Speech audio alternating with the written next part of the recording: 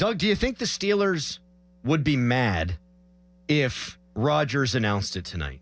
Like, without their blessing? Like, they have everything agreed to, and he decides to tell the world tonight, or at least tell all of Pittsburgh tonight, that he's going to be a Pittsburgh Steeler. Do you think that they would dislike that?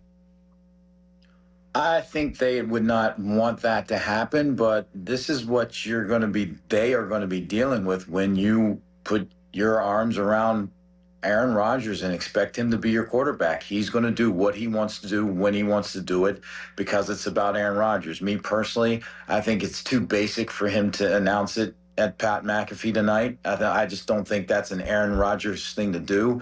I think he's going to do it in a way where everybody's going to be like, oh, wow, Aaron, let's all tune in. And I don't think he wants to take the spotlight away from Pat McAfee. I think he'll do it at a different, later time when, again, it's all – and me personally, I could see him doing it the night before the draft.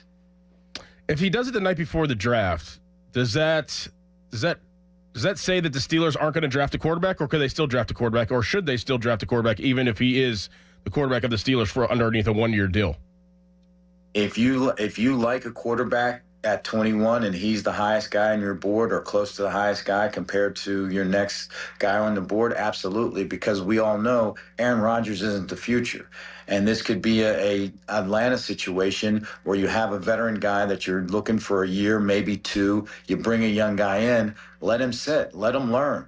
Let him try to develop a guy. So when he is thrown into the mix, you have less of a yo-yo of up and down performance. You can try to get that steady incline and getting him going in the right direction, trying to peak instead of having to wait on or rely on a rookie that's going to have some bumps and bruises and ups and downs. So I think that does not, if Aaron Rodgers decides to come to the Steelers, I don't think that takes quarterback out of the equation, especially in round one. This might be a rudimentary question, so stick with me on this. So Pat Mahomes, he's the guy that always gets brought up. Pat Mahomes sat, and then Pat Mahomes is a superstar. Well, maybe he would have been anyhow. Maybe he would have been if he played from day one. How do you develop a quarterback without playing, and how much can a guy grow just by watching and consuming information? And Doran, you can help me on this one. It's a lot about how to watch film. What are you looking for? What are the keys? What are the tips?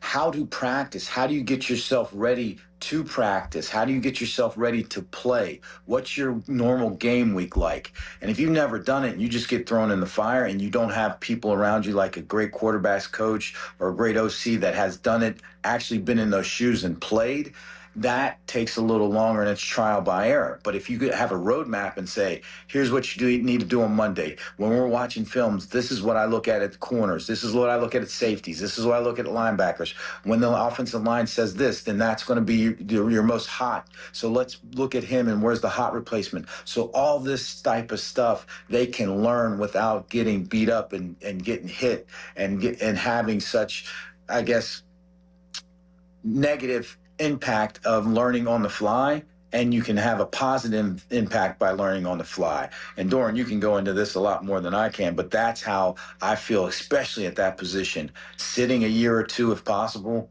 is nothing but a positive.